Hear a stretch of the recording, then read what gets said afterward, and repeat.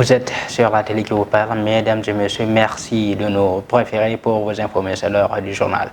Au sommaire de cette édition, ce qui s'est passé à Tchéquie relève de la légitime défense. Déclaration du président de PASTEF, Ousmane Sonko, ce vendredi matin, suite à l'arrestation hier de 6 de ses gardes rapprochés lors de son audition dans l'affaire dite Adji Sarr. Et puis, grâce à un financement à hauteur de 32 millions de francs CFA du 3FPT d'un partenariat avec l'ANAIS, une centaine de personnes ont bénéficié d'une formation sur la question de l'immobilier ici au Sénégal. Et puis, pour terminer, gestion calamiteuse de l'hôpital principal, les travailleurs ont tenu un sit-in ce matin pour dénoncer la crise profonde dont ils subissent dans la structure sanitaire. Les pages internationales sportives mettront fin à tout ceci. Bonsoir, bienvenue à tous. Comme annoncé dans le sommaire, suite à son audition pour viol présumé et de menaces de mort hier jeudi au tribunal de grande instance de Dakar, le leader de PASTEF, Ousmane Sonko, était face à la presse ce vendredi pour apporter des précisions non seulement sur lui et ses gardes du corps. Il estime que ce qui s'est passé à Tchéquie relève de la légitime défense. Nous suivons le président Ousmane Sonko. Le procureur de la République de Mbour et les forces de défense et de sécurité ont profité lâchement, parce que c'est une attitude très lâche ce qu'ils ont fait, de mon audition auprès du doyen des juges, ou par le doyen des juges, pour procéder à l'arrestation de 6 membres de ma sécurité. Et ce, sans remise de convocation à ma connaissance. J'ai entendu dire que, par certains, je ne l'ai pas vérifié, que les convocations ont été remises au moment de l'arrestation. Ce qui n'est pas vérifié apparemment. Sans remise de convocation, alors qu'on n'est pas en face d'une situation de flagrant délit. C'est du kidnapping, c'est pas une arrestation, c'est lâche et c'est indigne. C'est pour vous dire que ce qui s'est passé hier entre dans ce cadre. C'est d'essayer de créer des dossiers dans ce dossier puisque ce dossier est vide. Je vous rappelle qu'en mars 2021, plusieurs procédures avaient été ouvertes contre ma personne. Attroupement non autorisé, trouble à l'ordre public, menace sur les institutions, appel à insurrection. Parce que c'était la stratégie, c'était de partir d'un dossier, mais d'en ouvrir une panoplie en se disant qu'il y aura forcément un dossier qui va passer. Et qui va nous permettre, ne serait-ce qu'une condamnation avec sursis, pour l'empêcher d'être candidat en 2024. Ils n'ont participé à absolument rien, et ce qui s'est passé à Tchéquie relève de la légitime défense. Parce que nous avons été une énième fois attaqués. Nous, on fait une tournée pour aller à la rencontre des populations. Nous n'avons agressé personne. Et nous avons fait des dizaines et des dizaines de villages dans le département de Mbour. C'était l'avant-dernier village de notre tournée. Restons toujours dans ce sujet. Maître Abdoulaye Etal, membre du pôle d'avocats du président Ousmane Sonko, a dénoncé l'arrestation des membres de la garde rapprochée de son leader politique présent à Mbour pour s'inquérir de la situation et les raisons de la mise aux arrêts de ces gardes rapprochés. Maître Tal fustise. Nous l'écoutons. Une arrestation déplorable, une arrestation arbitraire, un enlèvement qui ne se justifie pas. Surtout que nous sommes dans un état de droit où la justice doit fonctionner dans tous les sens. Effectivement, ce sont les gardes les plus proches du président Ousmane Sonko. Les gardes les plus proches. Ils sont au nombre de 5 ou de 6. Effectivement, lorsque le président Ousmane Sonko est venu au tribunal, au palais de justice de Dakar, pour pouvoir subir son interrogatoire, son audition au fond, des gendarmes, un peloton de gendarmes est venu procéder à l'isolement des gardes les plus proches du président Ousmane Sonko avant de les faire arrêter et de les conduire immédiatement à la brigade de recherche de Mbour, c'est-à-dire la gendarmerie de Saly. Lorsque nous avons appris l'information, et je précise que nous avons fait presque le tour des brigades et des commissariats de Dakar pour chercher les informations, savoir où ils ont été conduits. Malheureusement, arrivé à chaque brigade, notamment la section de recherche, la sûreté urbaine au niveau du commissariat central, la division des investigations criminelles, et ainsi que les autres brigades de la place, on n'a trouvé personne et la réponse est la même, ils ne sont pas là. Arrivé à Thiès, un des gardes nous a contactés pour nous dire qu'effectivement ils ont été amenés ici à Saly, autant pour moi. C'est pour cette raison, sans désemparer, nous avons fait le trajet et je viens d'arriver. Justement, le procureur de la République, après le tribunal de grande instance de Mbour, Mamadou Diop, est revenu également sur les raisons de l'interpellation d'éléments de la garde rapprochée du président Ousmane Sonko. Nous l'écoutons.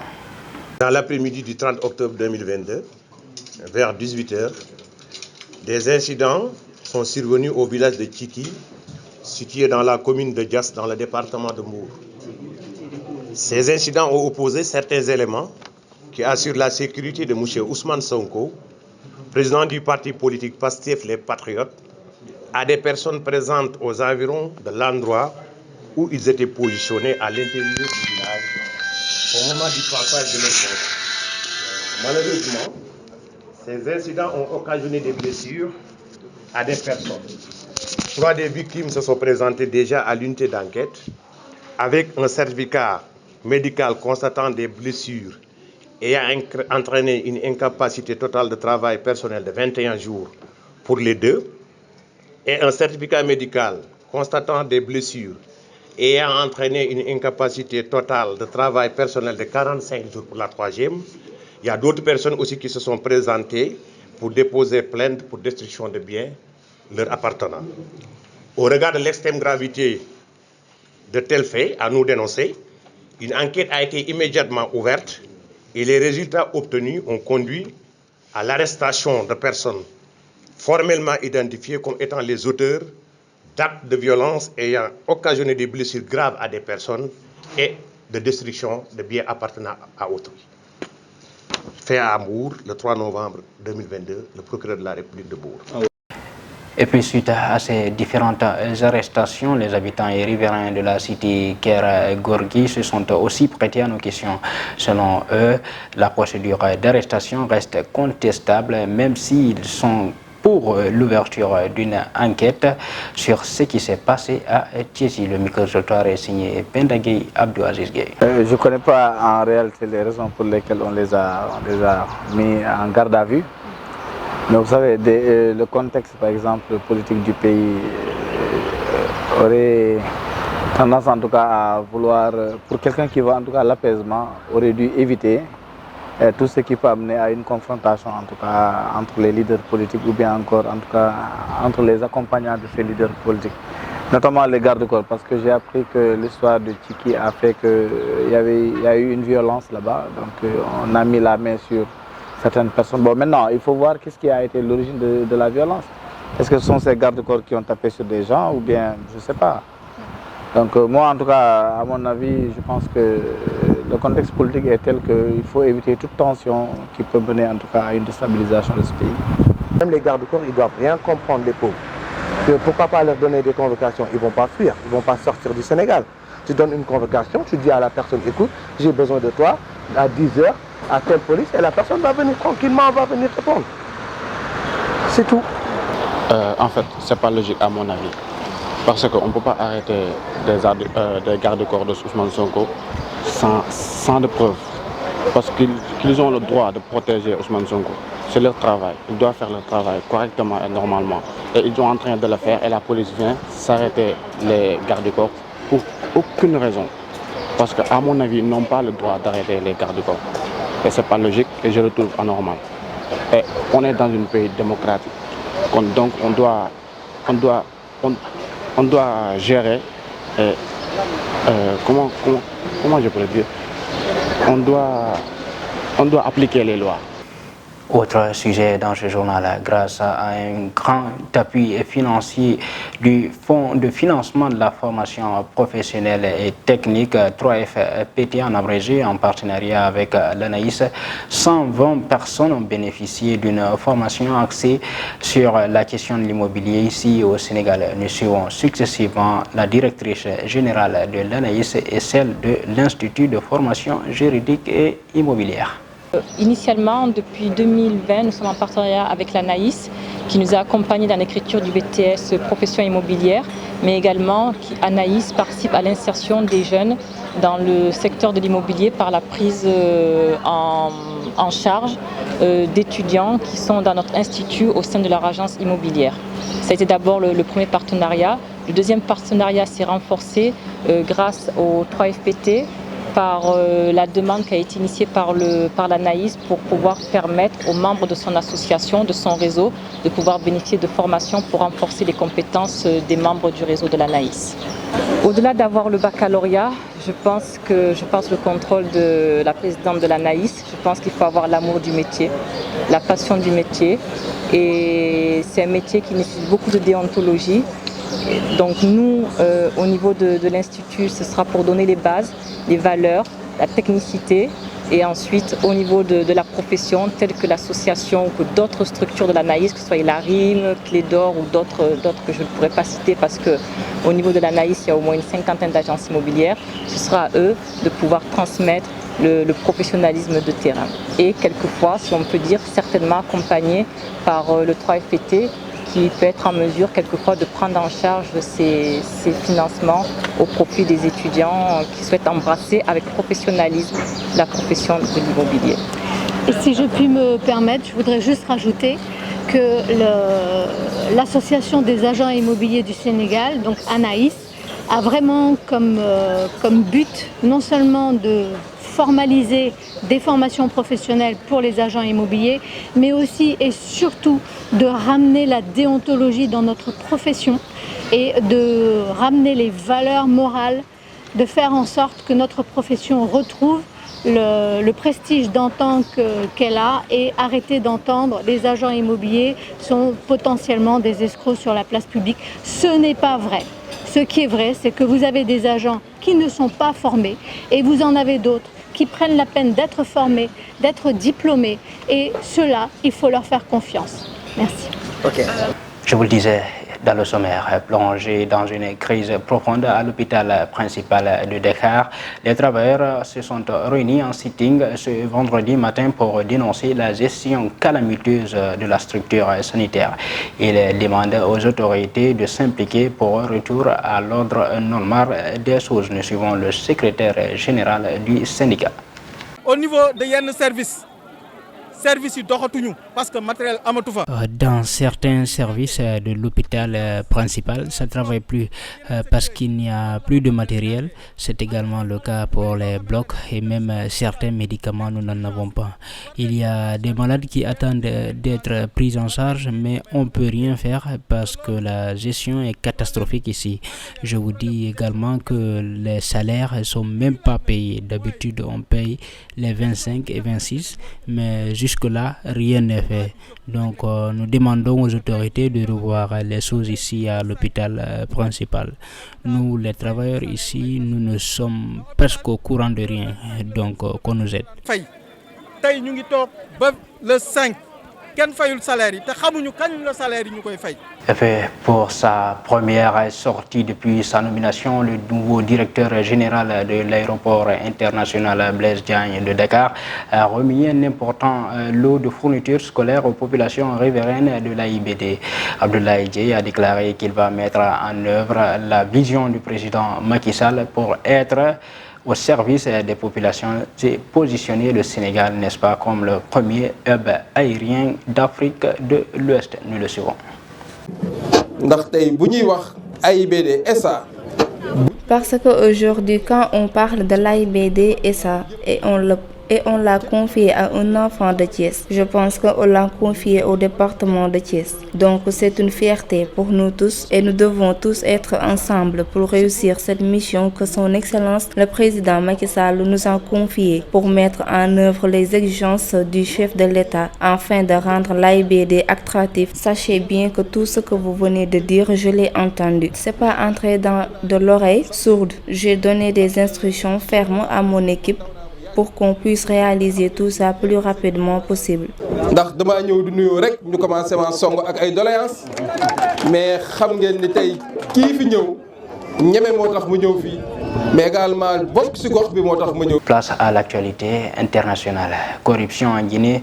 L'ex-président Alpha Condé, 187 personnalités dans le viseur des autorités guinéennes. Les élections de mi-mandat aux États-Unis, conservateurs et démocrates au coude à coude dans le sud du pays. Et puis au Brésil, la contestation des résultats s'essouffle, et la transition va bel et bien débuter. Nous suivons le point.